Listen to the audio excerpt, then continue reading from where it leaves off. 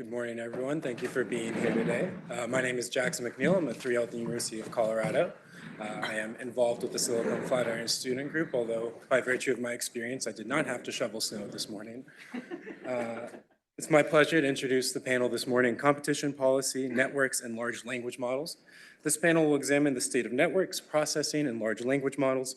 Panelists will explore the potential disruption to the competitive landscape of the internet posed by the coming era of AI-powered large language models.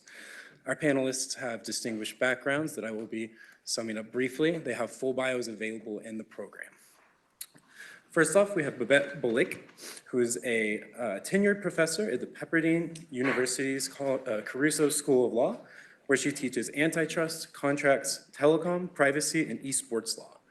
Prior to teaching, Professor Boliek served as the chief economist of the FCC and as a deputy assistant attorney general for economic analysis of the DOJ's antitrust division.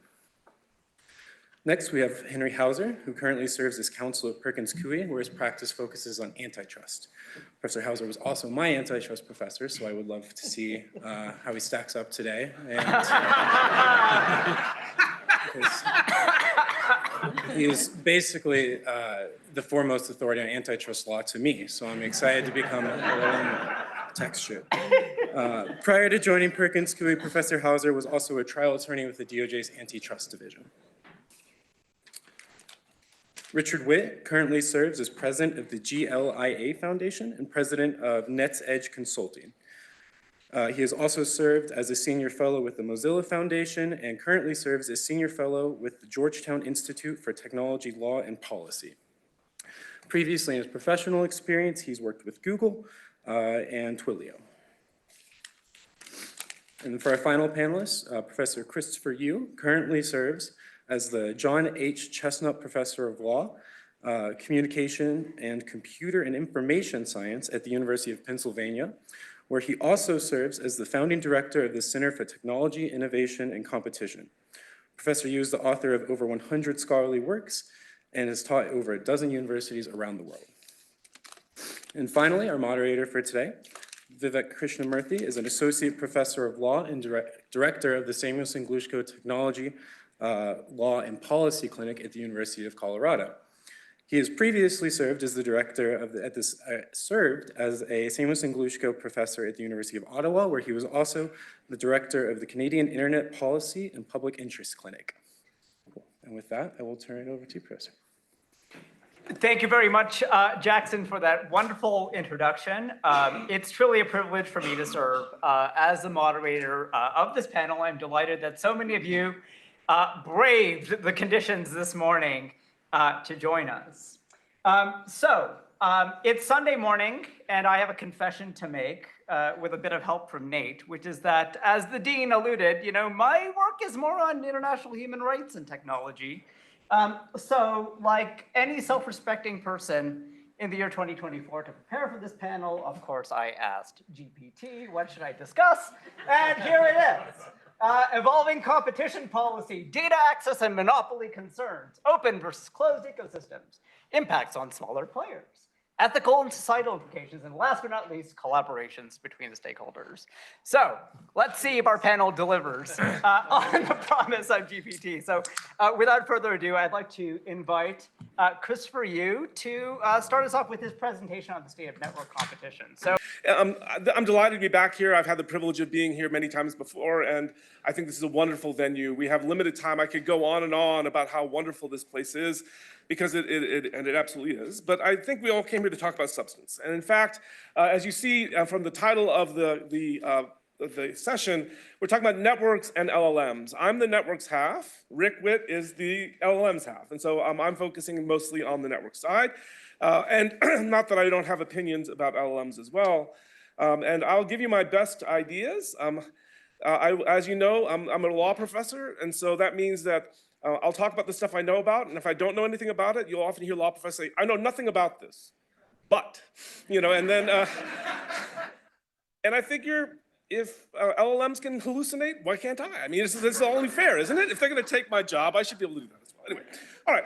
And the other thing I'll confess is I actually have prepared 3 slides, which makes me pale in comparison to Rick, who has a significantly large number, makes me feel inadequate. But I decided while I was sitting there, I'm missing a 4th bonus slide, which I will present to you orally, and just to give you an idea, because one of the things that I did is I hosted a conference on competition law 2 days ago, at which one of Babette was one of the, Professor Boliek was one of the primary presenters, and it's actually inspired me to understand, to think about some ways in which we need to move beyond this. So one of the most interesting things to me is we traditionally think about things in terms of conduit and content, edge and core networks and all of this. And I would say each of these is now getting attention. I'm going to take them one at a time. I actually think we have those parts of the stack. I think there's a newfound level of attention down the stack towards the physical infrastructure, towards the devices that are going on. And then the slide I'm going to add is we're now thinking about these and integrating them in different ways. And in fact, the riff I'm going to make is the current new merger guidelines basically move away from this idea of strictly thinking of horizontal versus vertical mergers and start moving to more what they would call ecosystem-based approaches. And that has a tremendous impact because it means that that dichotomy I just set up to you between a network and edge may not be meaningful in future-looking competition law analyses, or will start to muddle in ways that haven't really been understood. Okay, so starting off with, let's talk about the networks themselves. And I have to start with Administrator Davidson in the room. How could I start off with any place else but BEAD? It's interesting. So starting with the US, moving to internationally, what I would say is I've had the privilege, this is the 3rd time in 2 weeks we've spoken on programs together. And in fascinating to me, it was on content and on kids online. He's the co-chair of the Kids Online Health and Safety Task Force being convened by the government, all important work. But now we return to BEAD, which is one of the great passions of NTIA, and one of the great missions, what I call the generational opportunity of our time. And I would say that we see a tremendous number of loyal federal employees, but more importantly, as you know about how BEAD is implemented, at the state level, tremendous numbers of people dedicating to try to make the most of this. And what's been amazing to me is watching how this has unfolded is a lot of the state officials have pushed back on some of the things coming from the feds because they want to make the most of the money. They're not sure that that in this limited opportunity that they have discussions with the federal government about how to best to serve this. And as you know with this, we have all these hosts of issues coming on this, other policies that we've embedded in it about compliance, about the labor regulations and different things. And this has been a big fight. And as we know, the purpose of the implementation through the states is to get some heterogeneity and get some flexibility. That's both a benefit and a curse, as we'll talk about on my next slide as well. This is always a bit of a tick, but this is probably one of the most fundamental issues. Now, I don't want to say it's our only issue, because this is one way or the other, Administrator Davidson willing and saying it will end. I mean, this is something that is a finite allocation of a significant amount of money. We will have broadband policy that continues beyond that, and the single most important part of that to me is spectrum. And in fact, what we're seeing is a dialogue about spectrum where for the first time in a long time, basically our spectrum pipeline is dry. The planning of this is going forward has had a problem. To the credit of the Biden administration, the president, the White House is actually putting pressure on the Department of Defense for the first time in a meaningful way to start meeting the goals set up by statute to cough up spectrum. And there is an ongoing fight between different parts of the government about, not fight, but a change of who's going to lead, in which NTIA is playing a more prominent role than ever. And in fact, what you see this is as an area where I think has gotten too little attention. It's funny, one of my games I play in my life is I always wonder in a conference like this how long it takes until someone says net neutrality, and I'm about to break my own rule. What's fascinating to me is net neutrality I did not put on the slide. In the sense that, and one of the casualties, I think, of the net neutrality debate has been the overshadowing of spectrum policy. And what you see now, I would say, among providers on all parts of the ecosystem, they can kind of live with whatever comes out. And I see that there's a certain amount of positioning, which is sort of mandatory, but it just, to me, doesn't feel the same. I mean, having lived through this and having, at this conference, theoretically written the 2nd paper on net neutrality, because I was invited to give the response to Tim Wu. And so I take responsibility for starting the fight. I take no responsibility for how long it's gone on. I've been predicting its demise since 2007, unsuccessfully. But anyway, it's out there. I think there's other things out there. And what's fascinating and tied deeply to spectrum policy is the emergence of 5G and satellite as meaningful competitors. So what's fascinating to me, I've seen some of the studies that have been out there, but the real barometer for me is you're starting to see Comcast advertise against T-Mobile. And that means they've got their attention one way or the other, and they're seeing the numbers. And that's what we're seeing is they have clearly believed that it's enough of an alternative to fixed line, traditional fixed line, fixed broadband, that they have to do that. The other one is satellite. It's got ups and downs. The fascinating thing to me is there's a lot of misunderstanding about satellite. Satellite, by the way, doesn't work very well in urban areas because of line of sight issues. It's a great rural technology. It's very good. The new LEOs are very good at serving polar areas because of the realities of the geometries of geostationary. You can't reach the northern and southern reaches. But what I was struck with is if you look at the Australian National Broadband Plan, they said the last few percent has to be satellite. Why? There's not enough density to do terrestrial in any shape, any way, shape, or form.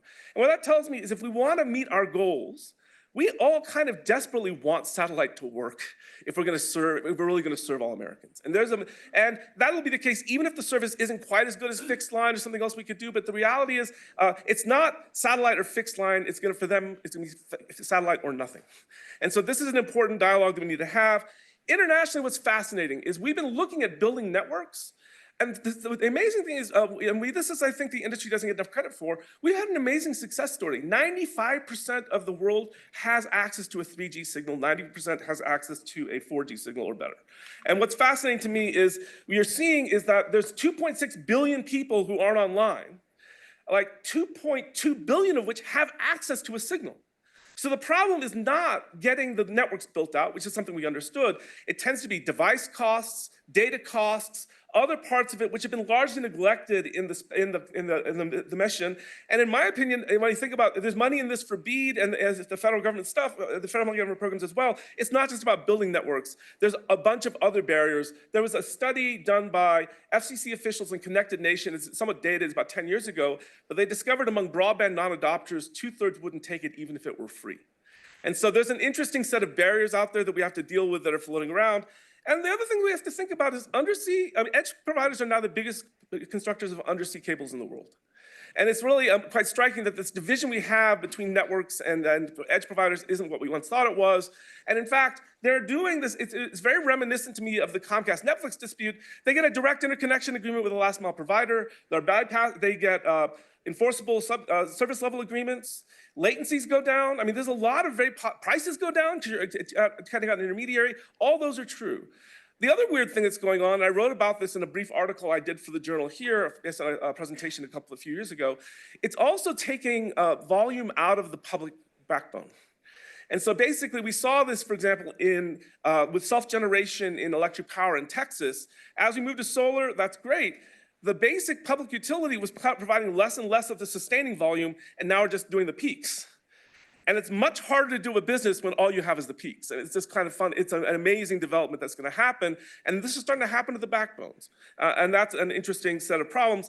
By the way, also many foreign countries are using control over undersea landing stations and other access points to make backbone and transit still highly monopolized. And actually what we're seeing is great unfolding in many places. We still see enormous problems in the core of the networks where we would normally think they would be the most competitive part, but sometimes for reasons having nothing to do with technology and more to do with policy, they're not. Okay, that's what I'd say quickly about networks. Let's talk about the edge for a while. So one of the fascinating things that we're talking about is that was introduced earlier is about, one of the biggest developments is state privacy statutes. And in fact, what we're seeing here is a lot in the failure of federal privacy law, federal comprehensive federal privacy statute, states are moving in and passing large, I think the count is 20 some at this point. I think you said about 22, something like that. So, and that's a moving target because, it's just a matter of time before that number changes. I'm not up to date. It's fascinating to me is I think telecom people have a lot to tell them. First, what we say is the first thing we look at 50 state stuff. We would like to do federal legislation. I think there would be that would be great because internet stuff tends not to be state by state. Internet things tend to be national, if not international.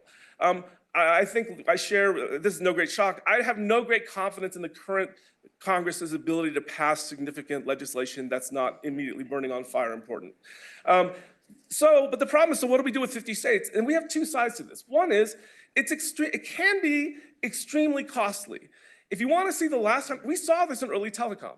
The federal government's inability to regulate telecom created an opening for the state public utility commissions where they entered and they never left.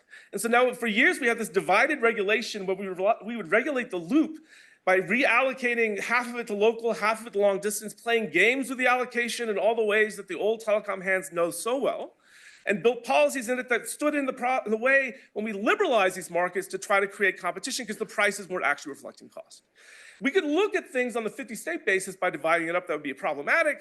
And also people, companies that want to sell these products face a daunting world. On the other hand, we still do 50-state work on all the stuff we teach the students in 1 year. Well, no, torts contracts is still done that way, and somehow we still sell products. And when I think about in the more tech space, data breach legislation or data breach obligations is done on a 50-state basis, and it's a whopping pain for all the people who have to do it because the compliance things are all different, but we do manage it. So, I mean, I don't mean to overstate this. There's room for heterogeneity, the whole Brandeisian laboratories of experimentation. On the other hand, I would say this is a space where experimentation probably is less fruitful than you would see because the conditions don't vary that much, so on and so forth. The EU Digital Markets Act is a move away from competition law towards regulatory law. And I'm right now editing a book based on the premise of saying, if you mean that, don't you think you should look at the century-old tradition of scholarship we've done on regulation? They all compare it to telecom. And they do things like saying interconnection, that's easy. Anyone who's done telecom for a living knows that's not easy. And they even say things like data portability, that's the easiest one of all. So the first, it's not easy, but the second is often futile. What I think about those of us who are around long enough, we remember one of the first interoperability mandates done under competition law was the instant messaging mandate put on the AOL-Time Warner merger, which at the time was considered what people were running around like is the end of history. It turned out it was the end of about $15 billion in Time Warner shareholder value. That was about it. You know, and it's fascinating how you see all this play out. But what we're going to see then is that was out there that didn't seem to benefit anybody. It was just cost, and they released it. The EUK has a data portability rule for financial services. It's out there, literally, no one's using it. And so in addition, just because you can get remedies stood up doesn't mean they're actually going to benefit consumers, and we have to learn something from all of this. Data localization, we're seeing actually some increasing enforcement activity, including by China against Chinese companies, which is a bit shocking. And so this is something getting all of our attentions. This is going to, it'll show up in a lot of different ways. There's actual formal data localization laws. There's a growing import of export bans, which are kicking in a very important sort of way, including in data.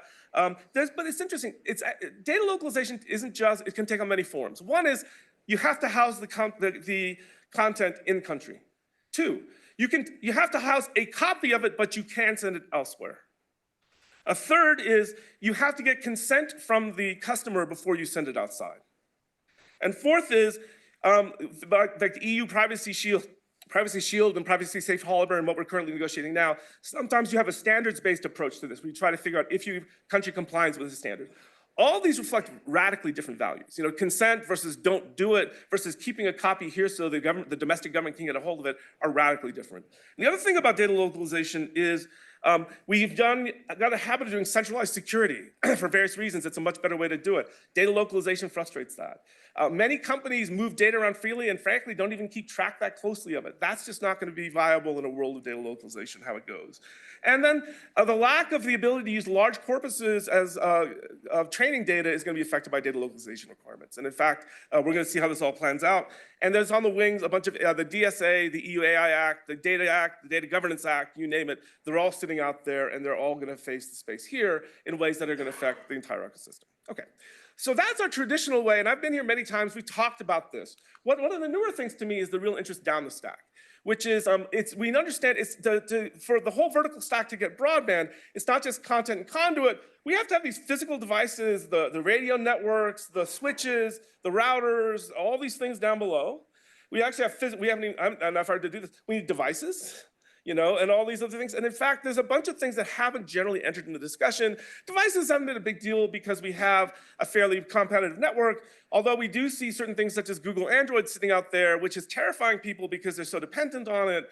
But in fact, you know, one of the things that I always think about, by the way, is Huawei and Samsung are acutely aware of this. They've tried to do what Android did and go back to Linux source code and to redevelop their own. Samsung Tizen and Huawei's Harmony have been failures. And in fact, Harmony claimed that they did it, and they went and looked at it. It's copied from the Google source code. I mean, you see the little markers. So what that tells me is, in fact, there is real value being provided by Google in integrating this suite. That, in fact, people, very sophisticated, technically sophisticated entities who are trying to copy it are having trouble doing that. So what we're seeing then is we see this debate of commoditizing the radio network. And we have a fairly concentrated market here, particularly in one where Huawei, for reasons of export controls, are not longer allowed in US networks. And we're going to see this pressure to do this. And the funny thing is, I see on a selfish best interest a lot of operators with every person in a vertical chain would like themselves to be differentiated and every other link of the chain to be commoditized. And from a business standpoint, I get that. From a principle standpoint, the arguments being thrown out in ORAN are shockingly similar to what we've seen in like unbundling and access to content. And me being the pointy-headed academic, I wanted things like logical consistency. Things like politics and money have a tendency to run over that, be that as it may. What we're going to also see is, frankly, now is an interest in chips. I should bracket this to say that there's been a lot of frustration here with Qualcomm in the sense that they're in a great position. On the other hand, if you go back to the mid-2000s, when they said told them what they wanted to do, they haven't said, great idea, desperate need, it'll never work. And when anyone who teaches patent law says, this is the definition of a non-obvious innovation, if you do something that no one else can do, this is a desperate need, guess what? You make a lot of money. I mean, that's the incentive, that's feature, not bug. Because without that reward at the end of the day, no one would undertake those problems. Okay. So we see them today, and we see they're in a great position. What happened? Apple's frayed. They tied up with Intel. They tried to set up a rivalry, the biggest company in the world, or second biggest, depending on the day, and the most sophisticated chip manufacturer combined, and they failed. And so this is, we forget in the competition part, there's a tech side to this, just plain hard. And that some people are able to solve things and other people aren't in the ways that are very interesting. Now, what's fascinating to me is changes in business models can radically change the competitive space. To riff a little bit back, we forget when we shifted to cloud and became important, it disintermediated, for example, operating systems, because we no longer need the sophisticated OS necessarily on our PC. We're now running things in the cloud. But what it created was a new market power in this new piece of software called hypervisors. And VMware had 60, 70, 80% of this at one point. This is the thing within the cloud that sets up instances, that sets up servers when you request them, allocates them to you, seamlessly expands them and contracts them as necessary. And all of a sudden, in a new chain of production, you have a new link that didn't exist before that is incredibly important. We're seeing that in AI right now. As it turns out, the CPUs, the computer processing unit, your computer has two things, a computer processing unit, but we'll usually have a separate graphics processing unit. And there's a whole debate about whether there should be separate units, they should be integrated into a chip. But the difference between them is the GPU does multiple computations in parallel, whereas the CPU does one thing. Turns out GPUs are much better at AI than CPUs. And as of right now, NVIDIA, who's the number one maker, has about, in rough estimates, I only see this in press reports, nothing official, of about 80% market share. And when you see numbers like 80% market share, this immediately gets, and by the way, we're now imposing export restrictions on China, on NVIDIA, and so China is now running around trying to create their new GPUs. What's interesting to me is this is getting the attention of European regulators. The Dawn raid by the French, the ongoing inquiry by the EU. But the other thing that tells me is the others are actually the other chip people are massively intervening to catch up. Sort of like what's happening with OpenAI right now. And the idea that we say OpenAI is off to a huge lead, we all know when we're in this part of the adoption curve, the fact that someone's got an early lead doesn't really matter. What matters is what the market shares are at maturity. And if this is the incentive for everyone to catch up. And so there's a real question here with the shift about, even on the chip side, I have deep questions about this. All right, that's all the prepared stuff. Let's talk about ecosystems very briefly. So what's happening right now is we all know that the distinction between edge and conduit and content has been fudging. We've seen the very successful Comcast-NBC merger where they've actually put them together. We see, conversely, the AT&T-Time Warner merger where they absorbed each other. We're warned about all these anti-competitive problems, which were not proven in court, and then within 4 years they dissolved. So apparently they could not find the efficiencies that Comcast was. Great puzzle. What did Comcast know that AT&T didn't? That's a wonderful set of questions because, in fact, Comcast has been more successful with this vertical merger than almost any other actor that's attempted to do so. And we see things like the edge providers we mentioned are building into the networks. And so we see whether it's Google Fiber, which is now pulled back on, but also the last mile cables and the undersea cables. We're seeing a much fuzzier division between the two, and we're seeing them move into each other's turfs. And then we see developments such as, to give you one example, cloud. Cloud requires internet exchange providers and a CDN sitting on top of them. So IXPs are not core network functionality, but they're deeply existing in what we're doing. All of a sudden, we realize that, in fact, this is going to create, we all know, the studies show that just setting up an IXP doesn't do you anything. That if you're not hosting the content locally, the content from Latin America is still tromboning back and forth to Miami. And so what we're going to need is, in fact, we need a holistic solution where we have IXPs with interconnection agreements with the ISPs there and localized hosting of content if we're going to see the kinds of benefits we're looking for. And then all of a sudden, looking at this in an individually wise way doesn't make much sense. And then this dovetails nicely with the new guideline 9 of the 2023 merger guidelines, which is they said the division between horizontal and vertical mergers and the way we've always taught this may be a relic of the past. Is that we may see people competing in very different ways for sort of, if you will, on a more ecosystem. And there's certainly on a two-sided market, if you have two complementary products, the main teaching is you can't analyze them independently, you have to analyze them together. But the suggestion here, there's something more than just the kind of complementarity that we're used to thinking about. There's something much deeper and more profound going on. And certainly we know from the merger guidelines, there's going to be a lot more interest and a lot more invitation to look at that in a way that probably none of us have ever seen before, which is a good news. It's a guarantee of full employment for lawyers and economists, which is not a bad thing from our perspective. Anyway, thank you very much. Thank you, Christopher, for starting us off with such a tour de force presentation that I think ties together so many themes of this panel and of the conference more generally. I'm going to briefly call on Babette to offer some preliminary thoughts and response, and then we'll turn it over to Richard for his presentation. Wow. That was wonderful. Now, first, I was glazed over a little bit because you said net neutrality, so I had a little PTSD strike me, or post net neutrality stress disorder. I got over it quickly to think about what virtuoso performance that was, really covering so many things near and dear to my heart, which are, let's not forget about the networks. We're very excited about AI and generative AI and all that it promises. But at the end of the day, networks still matter, is my big takeaway from your discussion, and I agree. So you're right. Other than that, I am a law professor, so I know nothing about this, but I do want to sort of focus you in almost a conversational way. I think so many things are brought up that you have put into sort of networks and on the stack. But if I could refocus you a little bit to designating it for regulation and antitrust. And specifically, regulation sort of hope or hindrance, and the same for antitrust, what new problems, what we have dealing with the stack that we've dealt with for years, as you rightfully brought out.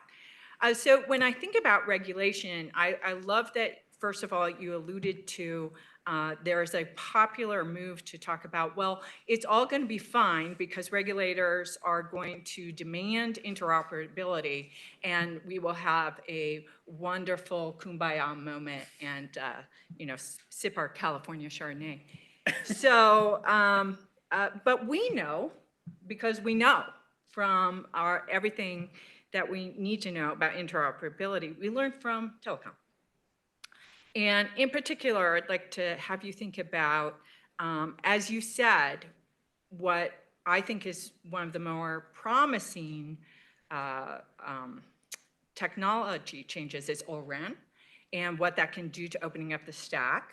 Obviously, that took a primary role in the decisions for the T-Mo-Sprint merger, thinking about the promise of O-RAN set forward by Dish. Now, I said Dish. That has its own unique problems, which are not the technology problems, but that's opening up a brand new market.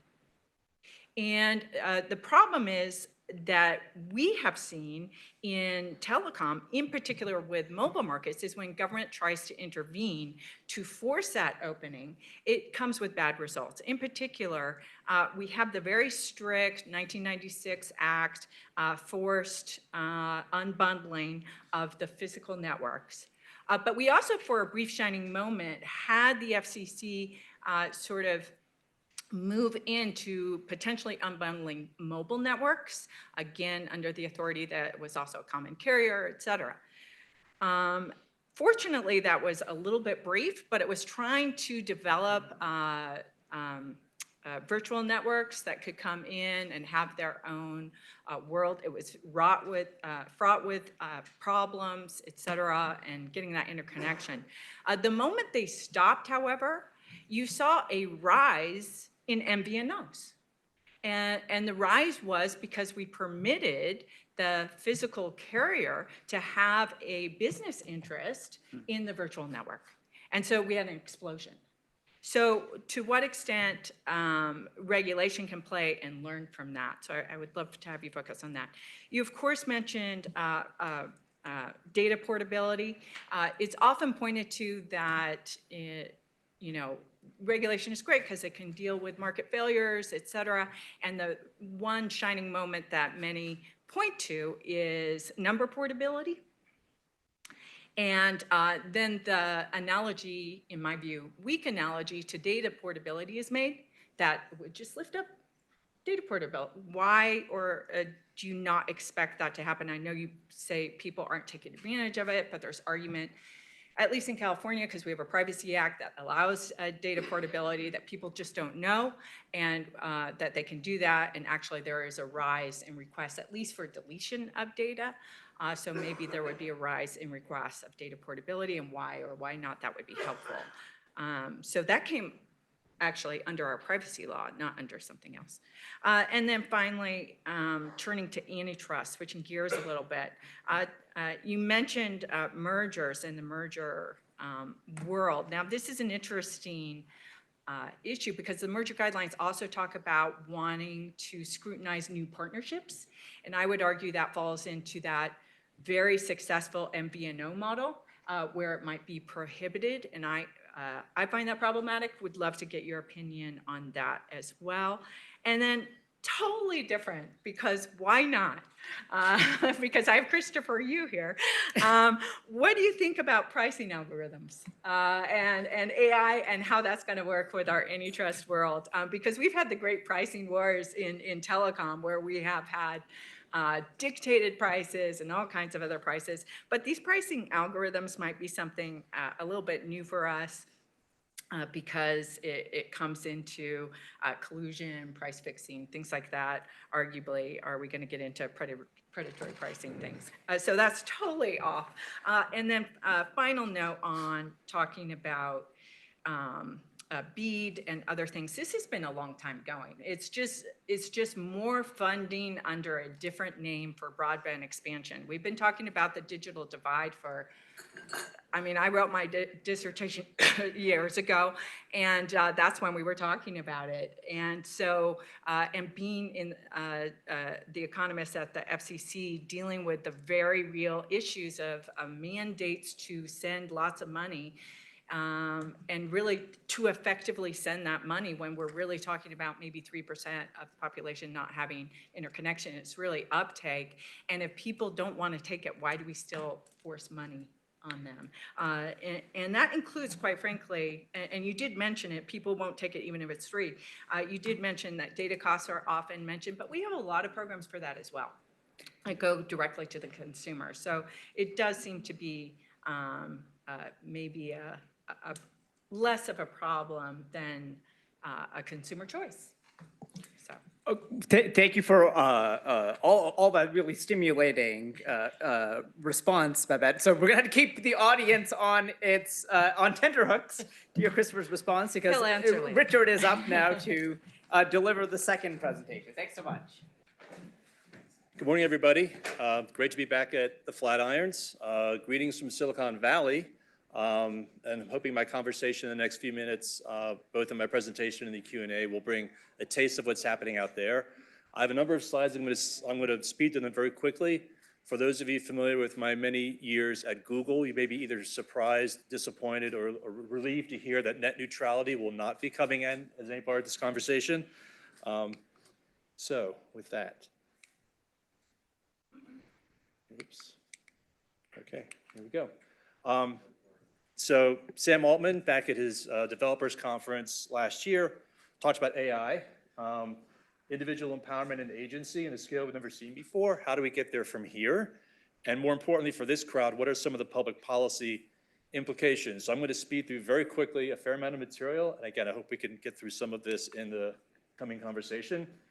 Last year, clearly the year of generative AI, the use of large language models. I'll note that there are other kinds of technologies on the way, including the small language models trained on individuals, the multimodals, which go across the different types of content, large action models, and then cognitive AI, a sleeper term that keep your eye on that one because that's about reasoning, not just sort of recognizing patterns in language and other content.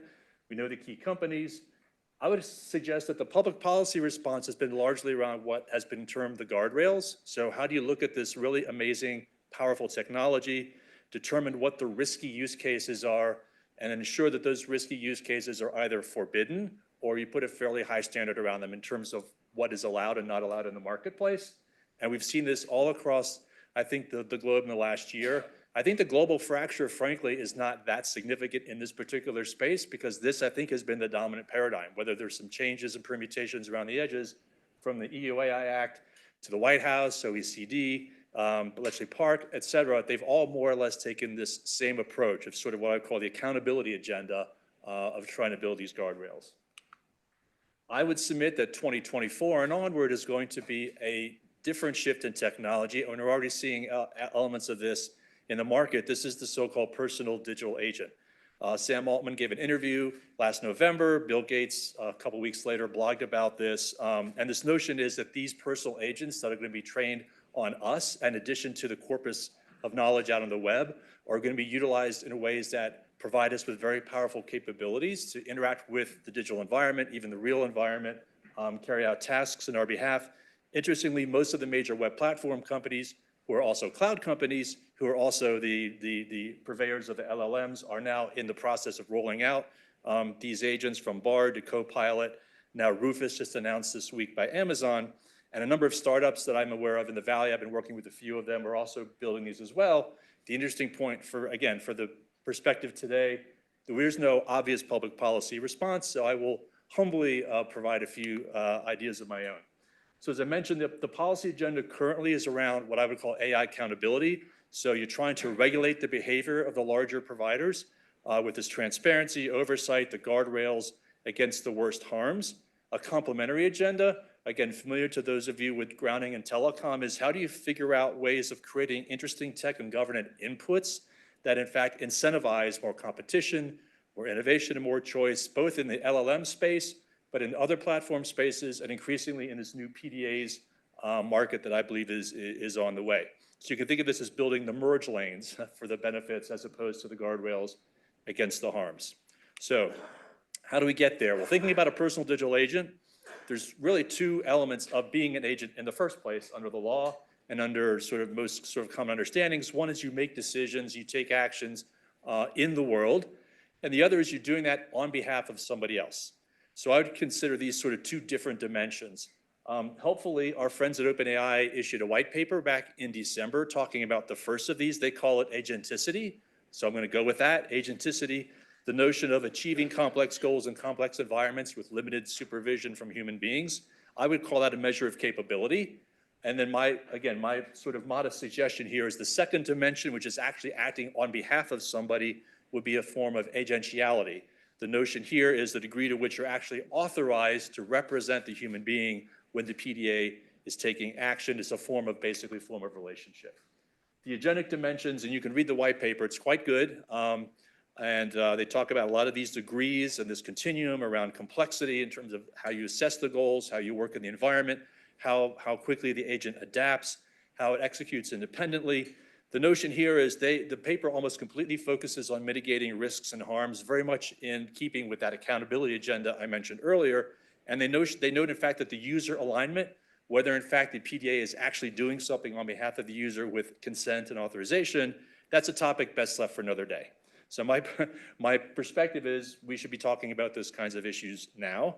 And again, I think the white paper speaks for itself, and I would highly recommend taking a look at it.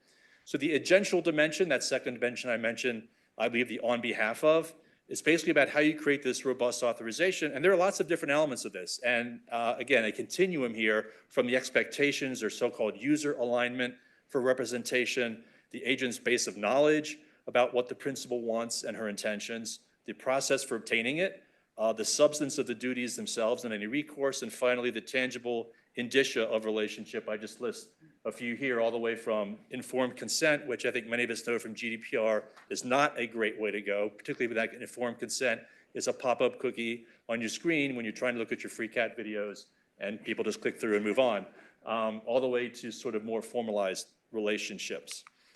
So if I'm thinking about it sort of in a schematic sense, you've got the personal digital agent in the middle, the human on the one end, that's the agential relationship. And on the other end is the agentic capabilities that OpenAI has been talking about. So how do you get there? So I have two ideas here just to run through in the next couple of minutes. One is interoperability. So this has come up already several times this morning, something that we're very familiar with from the telecom space, regulated, but even before that, lots of systems have gotten together over time, disparate networks that have connected themselves to enable conversation, mediation, and ultimate activity. And so the thought here is we've done this in many other places.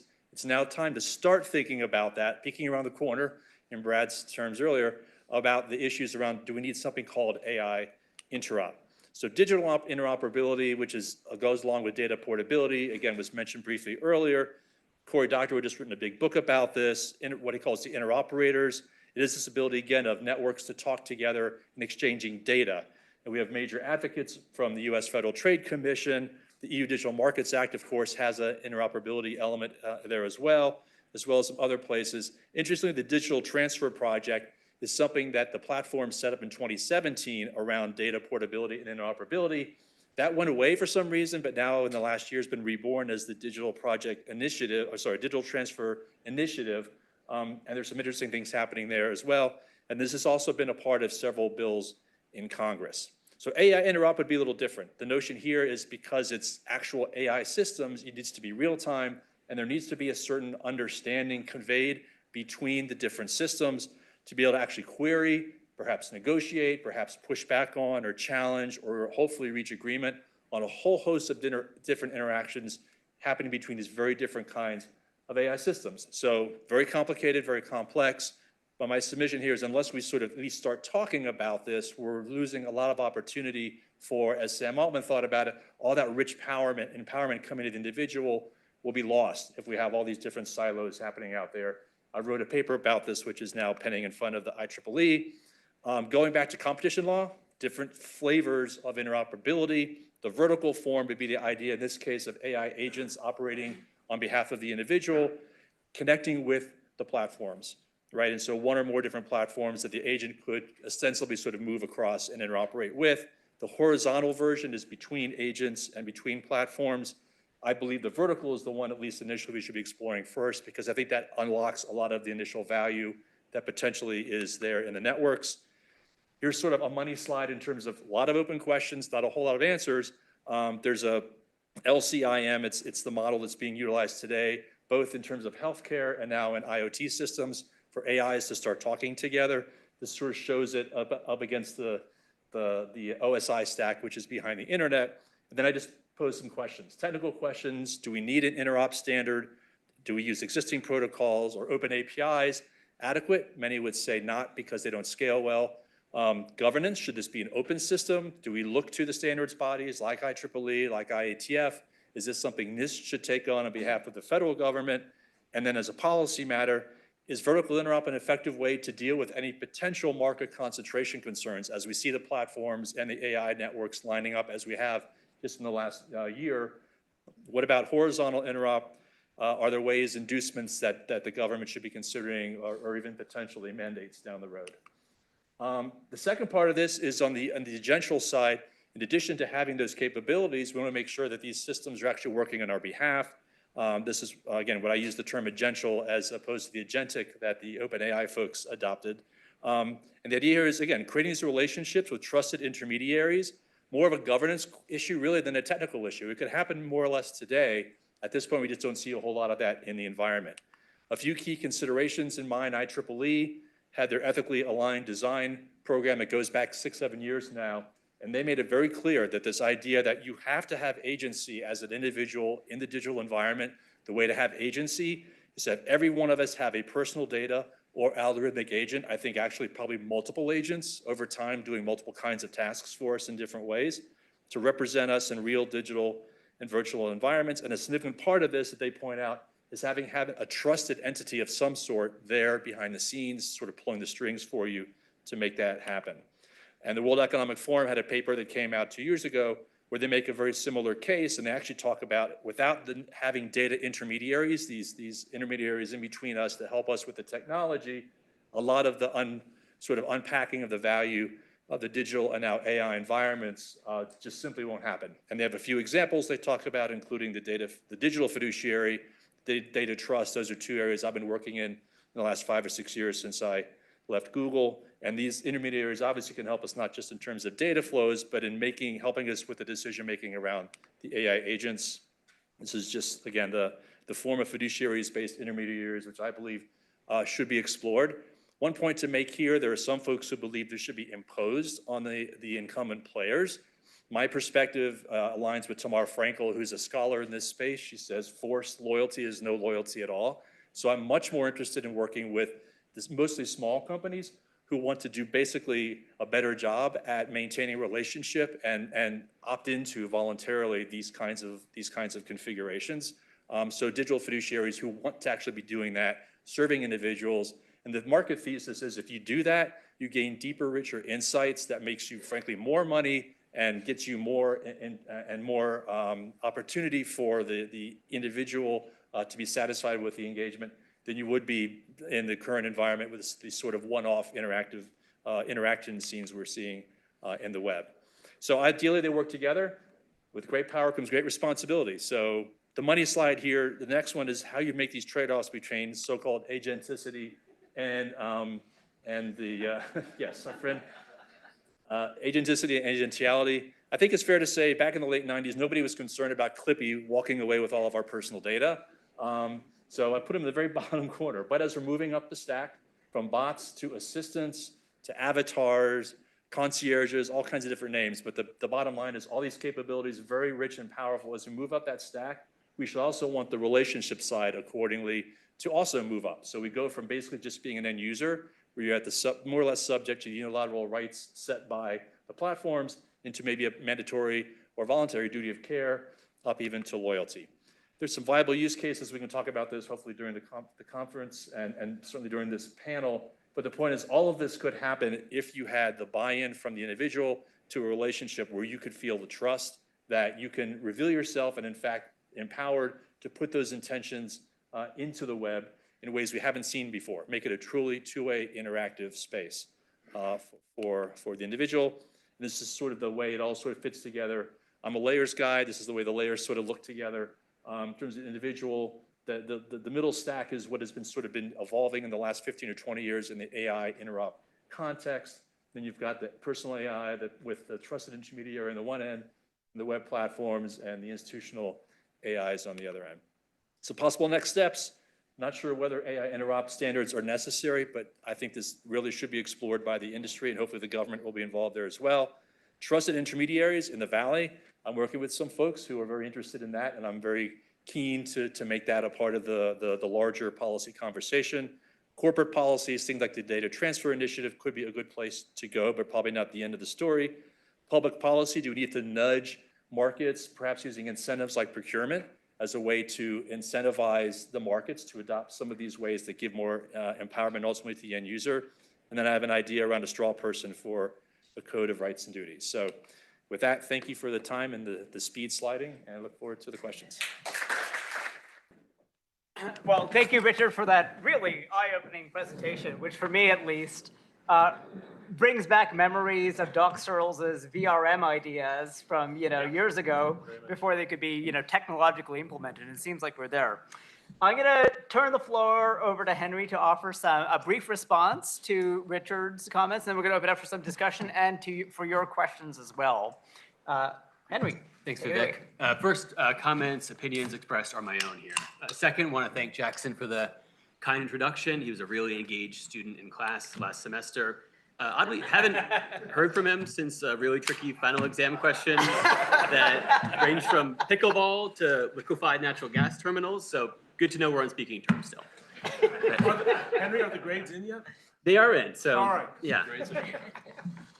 Some really important points that Richard raises. I want to highlight a few of them that from a competition lawyer, from an antitrust perspective, really spark my interest. First is the idea that AI rules should foster competition and innovation. A question I'm interested in is, are existing laws enough to meet those goals? And if not, what are the solutions? We saw some toward the end of Richard's presentation there, and I'd love to explore those further. Second, global fractures is our topic here today. So are other countries doing it better? Can we learn from other countries? And yeah, I think we shouldn't be bashful about trying to take best practices and lessons that we've learned and applying those here in the US. And again, taking a step back from an antitrust point of view, interoperability does drive competition because it removes opportunities to exclude otherwise efficient rivals. They reduce barriers to entry, they reduce switching and transaction costs, and they can prevent incumbents from cementing their position and digging in. But at the same time, interoperability and bringing firms closer together can have unintended consequences. There's possible opportunities for collusion, for working together against the market there. And I want to explore that as well. What can we do to prevent those unintended consequences of combining independent decision makers in a way that might not be good for competition? Are there ways, are there concerns? Pricing algorithms are one that Professor Boliek raised, and I'd love to talk more about that. I've been thinking about these for at least the last decade. What guardrails should be implemented? What safeguards should we be considering here? Where do we draw the line about where we should be cautious about adopting something to prevent exclusion, at the same time making sure that we don't unintentionally enable collusion? And from an antitrust concern, we care about interoperability in a lot of different ways. The first is what I call the bait and switch, the open early, close late.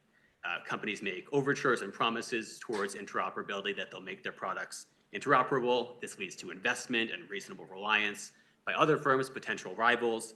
And at some point, the rug gets pulled out. The open door becomes closed. That investment cannot be recouped, and you have some market inefficiencies there. The second is product design. You generally want to give some deference to companies to design their products in the way that makes the most technological sense, the most cost-efficient way. But we should be skeptical about designs that are not linked to any actual technical benefits. We don't want to get too in the weeds with second-guessing technical judgments, but sometimes the motivation and effects are very clear, and there we have to apply a strict lens on that. And then, as Professor Yu raised, interoperability can also be a remedy to competition concerns, merger remedies, and so forth on there. So that's another area I'll highlight. Anyway, we're trying to catch up a bit on time, so maybe we can dive into those a bit more. Fantastic. So I think what we'll maybe do is, Richard, if you want to come in with a brief response, and then we'll hand it over to Christopher to respond to Babette's points and open it up to your questions. Yeah. Sure. Yeah. So keep thank it you, quick, just for interest of time. Yeah, Yes. of course. Yeah. Thank you, Henry. And yeah, I pretty much agree with everything you said. There's pros and cons. This is a difficult area to get involved in. When that 2003 requirement was imposed by the FCC or adopted by the FCC in that merger proceeding, I was actually an attorney at MCI at the time, and we had nothing to do with it. And then I insisted we file something telling the commission this is a bad idea. The technology and the markets are going to change quickly. So as I tried to emphasize in my remarks, it's not about imposing necessarily at the outset. It's exploring what the options look like, hopefully figuring out multi-stakeholder approaches, working with standards bodies, exploring what's feasible and what's not feasible. The one other point I'll make is open APIs tends to be pointed to as, well, we can just use that. And that has some of the very similar open closed door challenges that Henry just raised.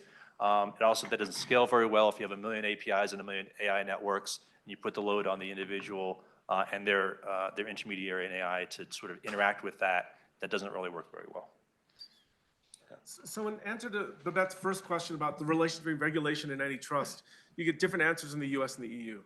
In the US, we largely think of them as substitutes. In the EU, they largely think of them as complements. It's a bit overstated, but it's largely true, from a distance. And what's interesting is we normally, setting aside the EU approach, we normally reserve historically this type of regulation for natural monopolies. And in fact, we see if the extent to which their entry is possible, regulating non-discrimination, which is best what we talk about, and rate regulation can have a devastating impact on investment. We all know the unbundling rules, and the empirical literature on this is basically, but it kills investment. We have the necessary and impaired standards, which essentially gave us release when the markets became competitive. We convinced the entire rest of the world to follow our lead on unbundling following 1996. They did it, and they didn't include those rules. And so those things linger on, and you see, like, for example, in Spain, when they gave a holiday to 30 meg service and higher, big investment by the incumbent and both primary competitors, they changed their mind, all investment plans died. Because if you have to share any profits you make with your competitors, it's not what and you're going to eat all the downsides if you don't work out, there's a problem on expected value, you're not going to invest. The conversation that, Babette's question about MVNOs and the question about interoperability really does strike me as the similar things. There's a great literature, we're forgetting the technical side.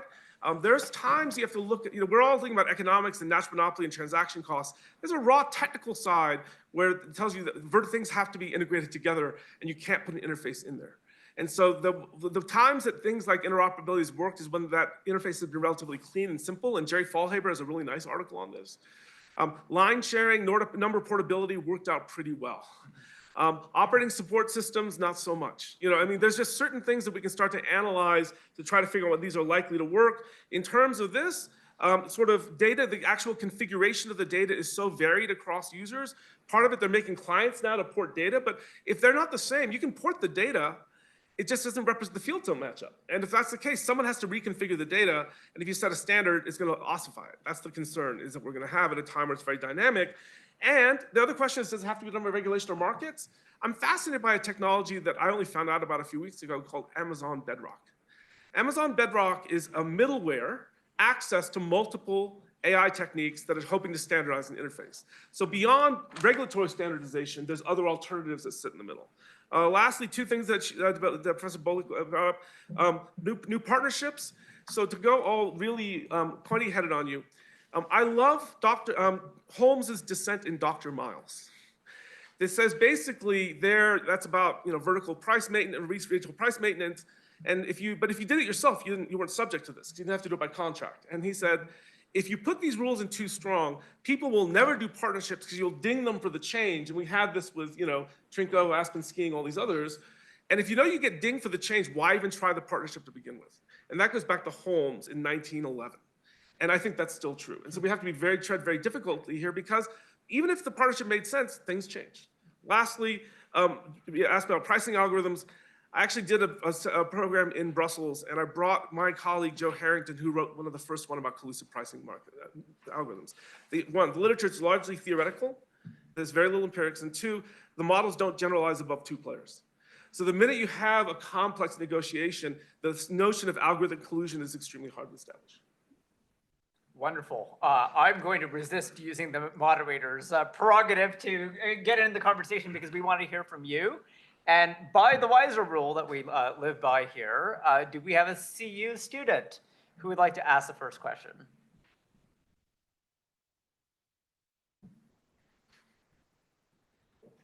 Don't be shy. Yes. In the back. Yes. Okay, I just wanted to get a little more clarification on the development of a standard for AI interoperability. So I think mostly to Richard, but also a bit to Christopher, kind of following up. You posed several options for how the standard could be set, and kind of digging into who would do this, who would maintain it, and then Christopher, you raised the point that possibly setting some of these standards could cause some solidification in this dynamic environment. So I guess question to Richard, and then happy if Christopher, you want to respond as well. Who do you think is the most likely party to create this? Is it a government official? Is it a collaboration in the industry? What do you think, if you were to hazard a total guess, what do you think is the most likely path forward for this? Yeah, great question. I think the first thing to understand at the outset, setting a standard is not the same thing as adopting a standard, right? So it's happened in industry for many, many decades. The ISO standards are out there. There's lots of different standards, but they need to be adopted in the marketplace in order to actually be implemented and effective in doing something. So to say, for example, IEEE, which I mentioned earlier, has done a lot of work in this space. IETF does a lot of standards around the web. There's other standards bodies. To figure out who to do it, it may be one or even several of them in parallel. There may be pieces of the interop sort of technical challenge you break off and maybe different experts handle it in different ways. But ultimately, it has to be adopted. So even if we go down this road and do that work, and there has been some work happening at both of those bodies now, and I think NIST has even taken a preliminary look at it, it needs to be done in a sort of a coherent fashion where all the parties who want to see some sort of an outcome out of this are involved. So I think it's a mix of industry through the standards bodies and then the government. Where the rubber hits the road is if you actually come up with a standard, and maybe it seems like a decent one, how do you implement it? Is that, again, as I mentioned in my talk, is it mandated by the government? I think creating incentives around it. Procurement to me is a wonderful one because it's a government telling somebody, if you want to do business with us, you have to meet these following requirements. Oh, by the way, that interop standard is in there. If you don't do business with us, that's fine. Go away and find somebody else to partner with. But it creates interesting market incentives that maybe are better than a direct mandate based on a standard, which, as Christopher notes, may or may not already be stale by the time it hits the market. So we're talking about, just to clarify, there's two different kinds of standards we're talking about. One is the consent agent standards that you're thinking about, and I'm thinking about more the actual interaction with AI. We're about to start actually what's about to be announced, like a 5-year project on how to to issue technically implementable AI standards. Because right now we get this very high-level pablum and you give it to an engineer, they say, what am I supposed to do with that? Into actually something that is implementable. And so there's an issue. There's books by Stan Besson and Jeff Rolfs that looks at government set standards, and it's not very complimentary because the inputs into government processes are, under the best of circumstances, problematic. After the standard issue, it tends to be quite sticky and decisions tend to be political, and so it's not very complimentary. And we see one of the revolutions in decision-making from ITUR, where the government said you have to do it, to IETF, where it's by voluntary. It's a different mode of governance. The construction of the bodies is completely different because it's like civil society, technical communities, governments, businesses participate. But more importantly, people vote with their feet. If you look at the old literature, we thought OSI, that the internet stack was not going to work and it was maybe transitional to OSI, or they thought Bluetooth was going to be the local networking standard, Wi-Fi. We were wrong. I mean, this is how we find, but both standards sit out there and we vote with their feet and we find out how they go. And then the last thing is, I do think, to emphasize one thing Rick said, procurement is a government not as Bigfoot regulator, but as purchasing customer. That's how we got IPv6 to deploy. Exactly. And there is a nudge way we can do this, which if it's really not worth it, they don't have to, but if you make it attractive enough, there's a role that they can play. I can say I was at MCI at the time working with Vint Cerf in the early 2000s, and that was exactly the conundrum. How do we get more companies adopting IPv6, which was a real critical necessity in order to expand the address space and keep the network going? And we hit upon procurement. And you work with a couple of large government agencies with big budgets. It's amazing how quickly you can start to get the markets to change. And when you mean procurement, just to be clear, this means OMB. So the biggest thing about the AI standard initiative by NIST is not NIST, it's OMB's involvement in it. Because if NIST says so, all the agencies say, okay, maybe if it's not too much trouble, maybe not. Or it doesn't even make the cut of attention. When OMB says something, they do it. Thank you for that great question. And IPv6 still in progress, that transition many years later. All right, we open it up to anyone who has a question. Please just raise your hand and one of our team will come over with a microphone. Yes, at the back there, gentleman in the back. Hi, my name is Aiden Olcott. I'm a fourth-year student studying finance here at the business school. Professor Yu, this is a question for you. You spoke about a dawn raid by the French authorities during your presentation. Could you speak a little bit more about that and the significance? So I think it's nuts. Bringing a competition law claim at this stage against AI companies seems premature in the extreme. So I wrote in one article about a business school concept called the product lifecycle theory, and we know the famous S adoption. The thing, you don't really worry about adopt this stuff here and putting brakes on a new technology when we're still trying to feel out what it means. our ability to predict what the anti-competitive outcomes are likely to be is virtually zero. Now, what do we normally think? We shouldn't be obsessed with market share in rapidly growing markets, but what contestable markets tells us as well, it's really about entry barriers. And so the extent to which we look at the entry barriers here, it's radically different. You know, in the sense that almost all of them have to be trained on large corpuses of data, and pretty much all they can do is publicly accessible data. And we have to understand that, the advent of proprietary data on top of it. And one of the things I love, if you look at the Google trial, we've traditionally had this interest about feedback effects from having access to old searches, being able to improve your search. One of the fascinating things about, we're now using generative AI to develop searches, in which case the source of improvement has potentially changed from old searches and existing control of existing data incumbency to ability to marshal AI. Now, the flip side is I made a little note about this back in March when Microsoft made the shift. It hasn't budged their market share. And so it's a little bit more complex than that. So trying to figure out exactly how this is going to play out. But the big lesson is as technologies change, the basis for competition changes. And to me, I would look at within AI, look at entry barriers and look at its applications elsewhere. It could actually change the way, the basis of competition in other markets in ways that beyond the network effects and access to data world we normally live in.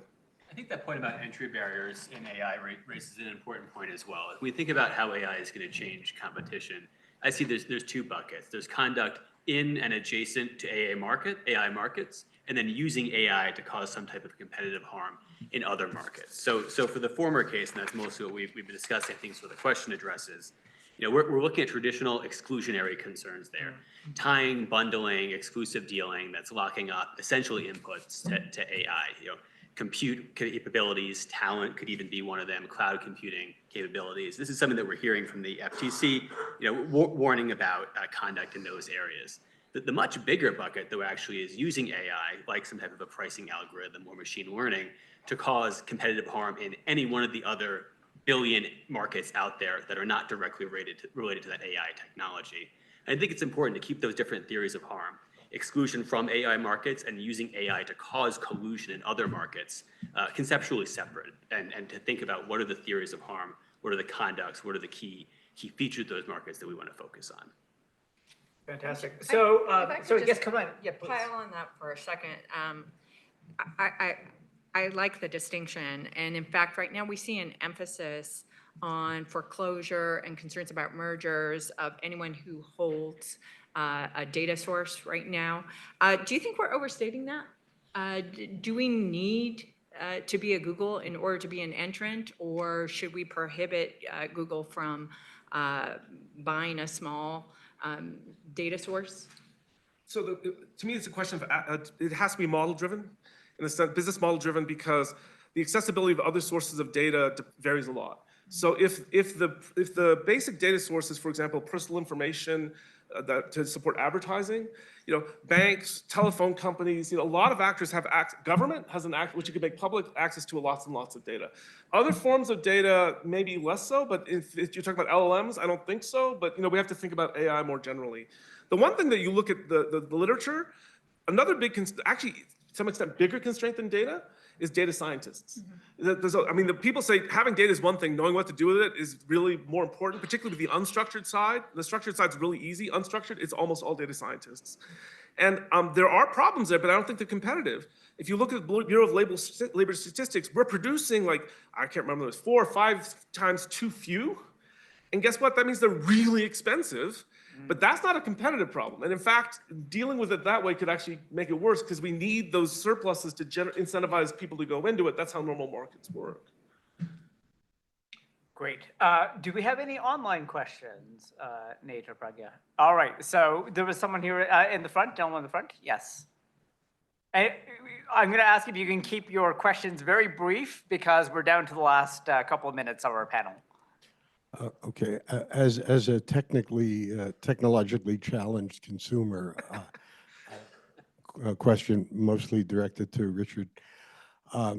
Just like the tobacco industry has had to make amends for the harm that it's done, what I've wondered is, could the social media and the other technology companies be required to turn over the data that they have on people so that each individual could create their own sort of operating system to achieve their personal goals.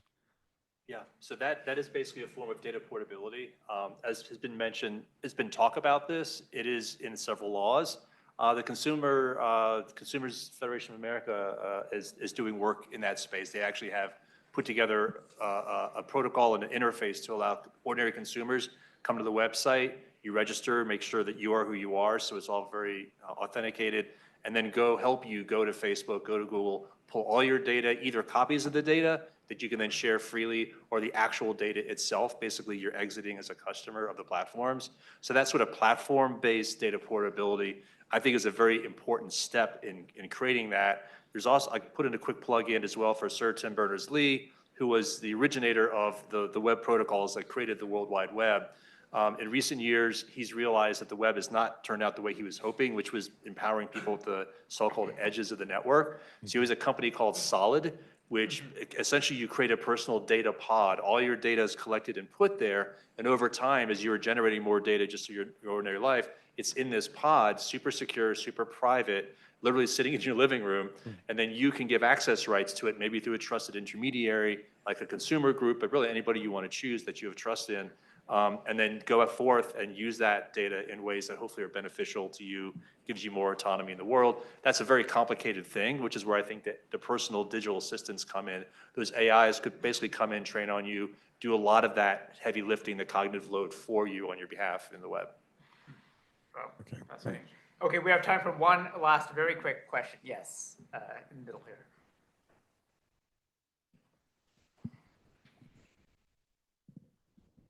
Hi, thank you. And thank you to all the speakers for all your interesting ideas today. This is great. I feel like we have a little bit of the emperor has no clothes going on here. We're talking antitrust, we're talking AI, we're full steam ahead, but the global fractures in policy with data privacy and AI are one of the biggest issues that people are talking about today. And we've had a couple of recent articles, even in the past week, where the LA Times called our automobiles wiretaps on wheels. And automotive carriers even admitted to collecting information, biometrics, DNA, genetics, sexual activity, although they didn't say how they collected that. And we also had an article that came out just this week saying our national intelligence services are buying our data from data brokers, right? So we've got this AI coming out and everyone's talking about antitrust and competition. And I don't know if we all want to get rich by picking the best one here, but it seems like data privacy with AI is one of the most massive issues to deal with. And it really hasn't been discussed on the panel yet today. I'd come at it from a competition point of view again. I'm not coming from a technical point of view or academic primarily, and you can tell because I'm still wearing a tie, right? Only one here. These aspects, data collection, our data is valuable. It could be monetized and it's valuable to us. It's really central to our personhood, who we are, right? And when we think of functional markets, we think of markets where the buyer and seller know what they're buying and know what they're selling. And if it's not the case, you have a problem with that market. And I'll keep it just to that. Well, I would say too, part of why we're doing that is because that's the topic of this panel, and there's other panels. So I will say that we've been relegated to one part of the stack. But Christopher did indeed raise that question about how that interacts with the development, whether it's a good thing or a bad thing, that it's going to make us go different ways. And to the extent we're also looking at what Richard said, it's like development of these pods. In an acknowledgement of people are concerned about privacy. So how do you do that in such a way that allows the development and control? And that's exactly what he was talking about, but just in a different, actual applied, what it looks like rather than sort of a top-down privacy law. California does have privacy law on a lot of those things.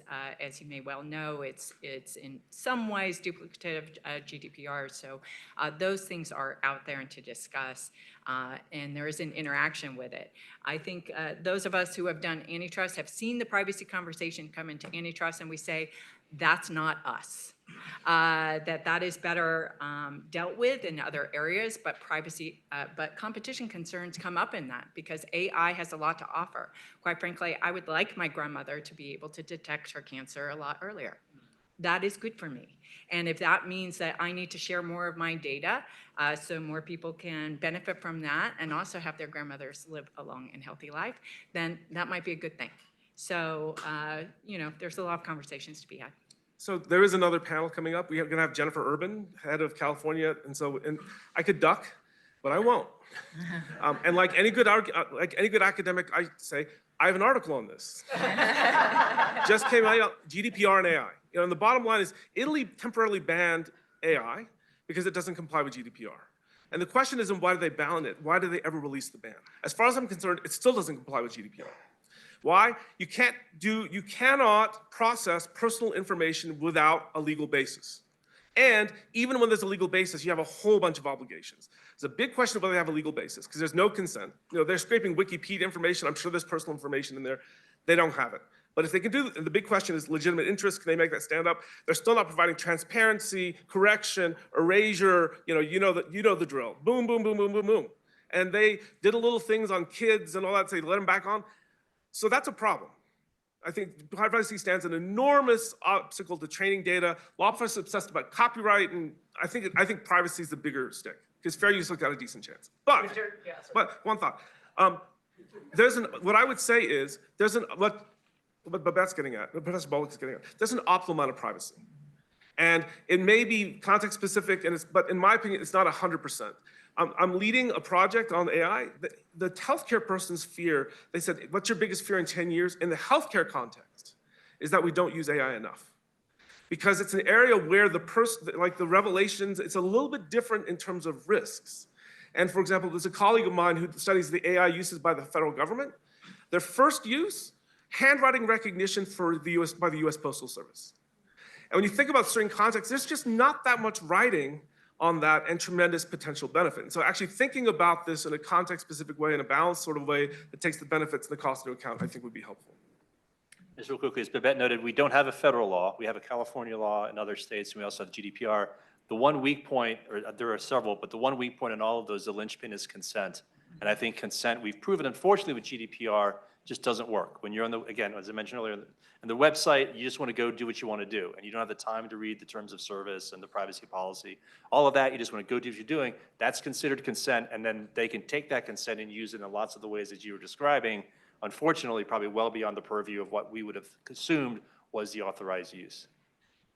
Well, I think that was, yes. Before we wrap, first of all, I want to we'll thank the panel here in a moment for a dynamite start to the conference. This is great. We started a little bit late, so just to update on the schedule, we'll take a 10-minute break. We will reconvene here at 10:55 for the debate, and we will run 10 minutes. We'll take 10 minutes out of the lunch hour in terms of where we'll go.